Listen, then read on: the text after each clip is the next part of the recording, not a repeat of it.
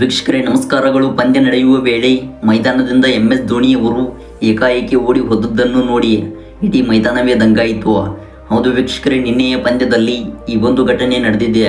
ವೀಕ್ಷಕರೇ, ಈ ವಿಡಿಯೋದ ಸಂಪೂರ್ಣ ಅಪ್ಡೇಟ್ಸ್ ಬಗ್ಗೆ ತಿಳಿದುಕ್ಕಿಂತ ಮುಂಚಿತವಾಗಿ ನೀವು ಕೂಡ ಅಪ್ಪಟ MS ಧೋನಿಯವರ ಫ್ಯಾನ್ಸ್ ಆಗಿ ಕಂಡು ಬಂದಲ್ಲಿ ಈ ಕೂಡಲೇ ಈ ವಿಡಿಯೋಗೊಂದು ಲೈಕ್ನ ವ್ಯಕ್ತಪಡಿಸಿ.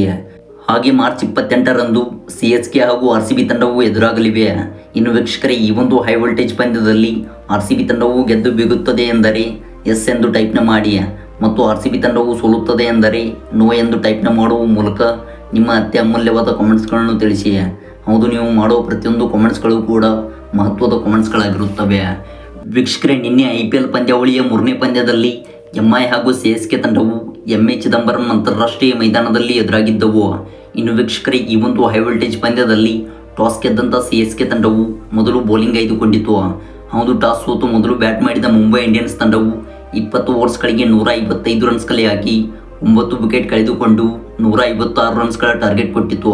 ವೀಕ್ಷಕರೇ, ಬಳಿಕ ಈ ಒಂದು ಗುರಿಯನ್ನು ಬೆನ್ನಟ್ಟಿದ್ದ CSK ತಂಡವು 19.1 ಓವರ್ಗಳಿಗೆ 158 ರನ್ಸ್ ಕಲೆ ಹಾಕಿ 4 ವಿಕೆಟ್ಸ್ಗಳ ಭರ್ಜರಿ ಗೆಲುವು ದಾಖಲಿಸಿದೆ.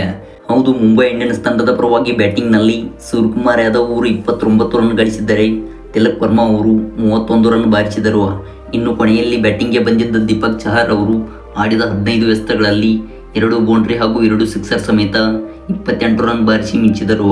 ವೀಕ್ಷಕರೇ, ಇದರೊಂದಿಗೆ ಮುಂಬೈ ಇಂಡಿಯನ್ಸ್ ತಂಡವು 20 ಓವರ್ಸ್ಗಳಿಗೆ 155 ರನ್ಸ್ ಕಲೆ ಹಾಕಿತು. ಇನ್ನು ಚೆನ್ನೈ ಸೂಪರ್ ಕಿಂಗ್ಸ್ ತಂಡದ ಪರವಾಗಿ ಬ್ಯಾಟಿಂಗ್ನಲ್ಲಿ ಓಪನಿಂಗ್ ಕ್ರಮಾಂಕದಲ್ಲಿ ಬ್ಯಾಟಿಂಗ್ಗೆ ಬಂದಿದ್ದ ರಚಿನ್ ರವೀಂದ್ರ ಅವರು 65 ರನ್ ಗಳಿಸಿದರೆ ನಾಯಕನ ಆಟವಾಡಿದ ಗಾಯಕ್ವಾಡ್ ಅವರು 53 ರನ್ ಗಳಿಸಿ ಮಿಂಚಿದರು.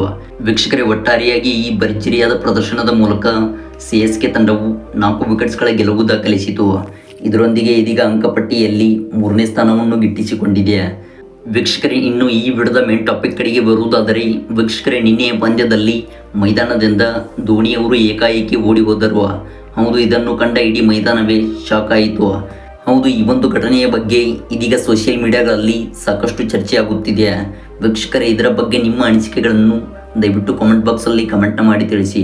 Thanks for watching.